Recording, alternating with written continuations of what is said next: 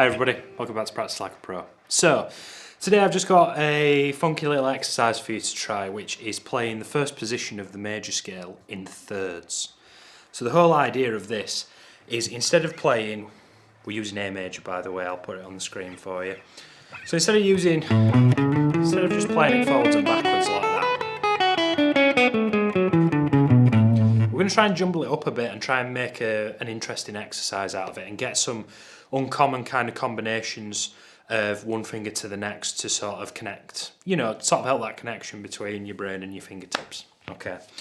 So the whole premise of the exercise, if we were to, let's number the first octave of the scale. So 1, 2, 3, 4, 5, 6, 7, 8. Now instead of playing 1 through 8, what I'm going to do is I'm going to play 1, then 3, 2, then 4, 3, then 5.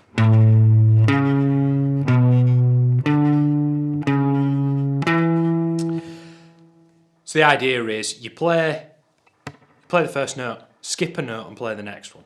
Then you move to the next note of the scale, which in this case is the major second, play that note, skip the major third, go straight to the perfect fourth.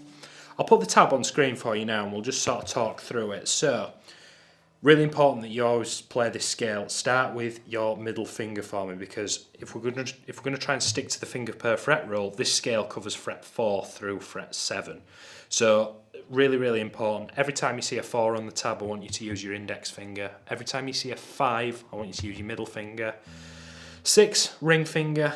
7, pinky. Okay? So we're going to start with the second finger on the 5th fret of the low E string. Then with his index finger, we're going to play the 4th fret of the A string. So those are his first two notes. Moving on, as pinky, he's going to go to the 7th fret of the low E string, followed by the 5th fret of the A string. So we've got 5, 4, 7, 5. Moving on, as index finger goes to the 4th fret of the A string, then to the 7th fret on the same string with his pinky.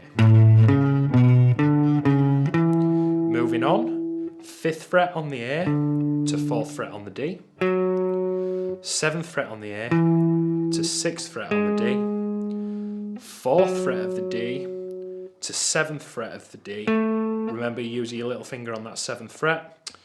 3rd finger to the 6th fret of the D, index finger to the 4th fret of the G, pinky on the 7th fret of the D again, 6th fret of the G, 4th fret of the G, 7th fret of the G, 6th fret of the G. Now this, as you sort of go from the G through to the B string, this is what trips a lot of people up.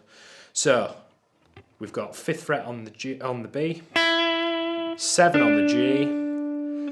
Now I like to roll my finger here to go from 7 on the G to 7 on the B. Second finger for the 5. Nearly there, home stretch onto the high E string with his index finger on the 4th fret. 7th fret of the B, 5th fret of the E, 4th fret of the E, 7th fret of the E, and we'll finish on the root. So that whole exercise should sound like this.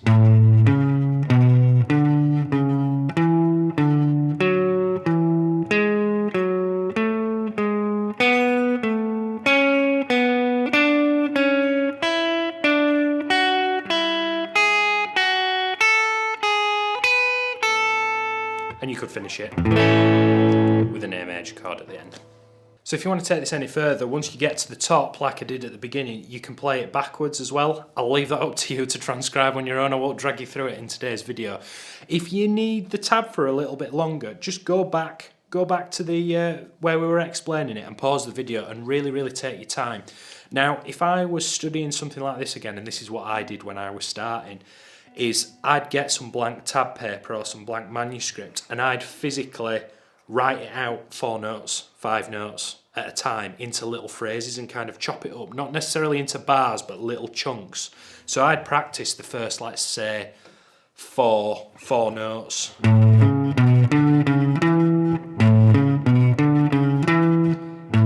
Get that down. then I'd carry on. Then I'd go, right, let's add a few more notes onto that. Let's add another 4 notes onto that.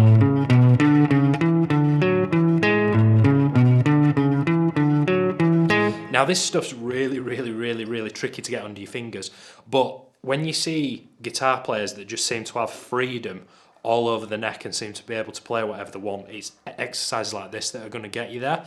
And also, spider exercises are great. I mean, you can check out all the spider exercises that we do on this channel. This is really the next sort of step up from that, and it's really you've got to play. You've got to have the technique down to be able to play it well. Otherwise, it just doesn't work, and it sounds really clunky. Can you see how I've got my hand on the bridge? I'm doing plenty of down and up picking, and I'm using the exact fingers that I need to. So that's all we've got time for today. Just a short one today, but just something to do your head in over the weekend. You can apply this to other scales. You could do it with your natural minor scale. These are all things that I do in my own practice regularly, just to kind of spice things up and just keep them interesting. And this is part of my own personal practice. How I really get scales in there is if I can play them at a reasonable tempo, in thirds, in fourths, in fifths, I know it's really in there, and I can play whatever I want with those scales. So if you found this useful, and if it's doing your head in, please let me know in the comments, because it all helps with engagement. Like the video, subscribe, do all the rest of the stuff. If you feel like this is a little bit too advanced, please check out the other videos that we've got. I'll link in the description and put some at the end. We've got all kinds of exercises for all kinds of levels, and we're constantly adding new content.